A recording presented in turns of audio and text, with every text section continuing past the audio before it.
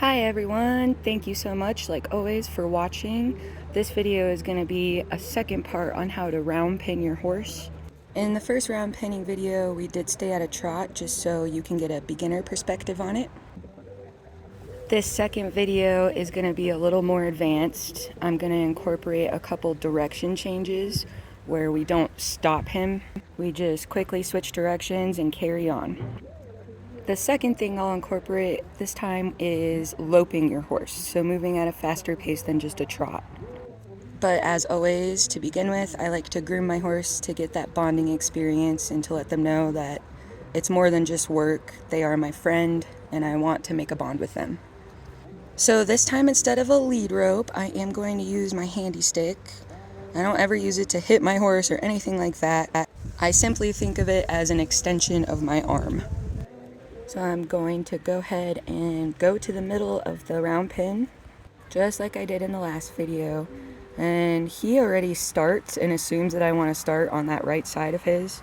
So like I explained yesterday, I'm going to make him switch directions right off the start because it's always my decision and not his. So it's important to establish that with your horse. You're the one making the decisions, not them. And also, like our first video, this first time around, I ask him to stop fully just to get that respect from him, and then I switch directions and move him along.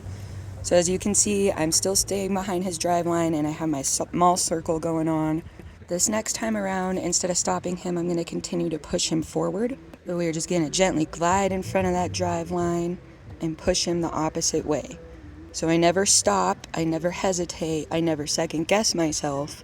I was confident in what I was asking him, just like I'm going to do right now. So both of those times I was super confident in asking him what I wanted, and I followed through with what I was asking. Therefore, it was a smooth transition. If I hesitated or second guessed myself, he wouldn't look that smooth. So just like before, step in front of that drive line, make him move swiftly. Continue to push him forward, and this time we're asking him to lope. So to ask him to lope, it's simply using your handy stick or your extension of your hand. I smack my handy stick on the ground and make a kissy noise. So this first part of stopping him in the canter, I am going to do the same thing as a trot where I make him stand still and face me and then switch directions. After the first time, I am going to ask him to switch directions in a canter. So we always do the same amount of laps on each side, so we'll just speed it up for you again. And same thing within a canter especially, I'm right behind that drive line the entire time. So this next time I am going to do a direction change in a canter, which is going to be the same thing as we do in a trot. I'm going to go ahead and step in front of that drive line and continue asking him to go to the other side until he listens.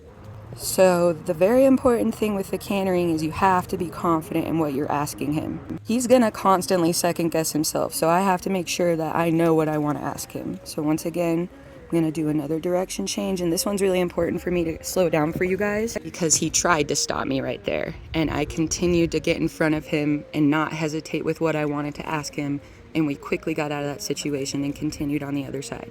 So confidence is definitely key.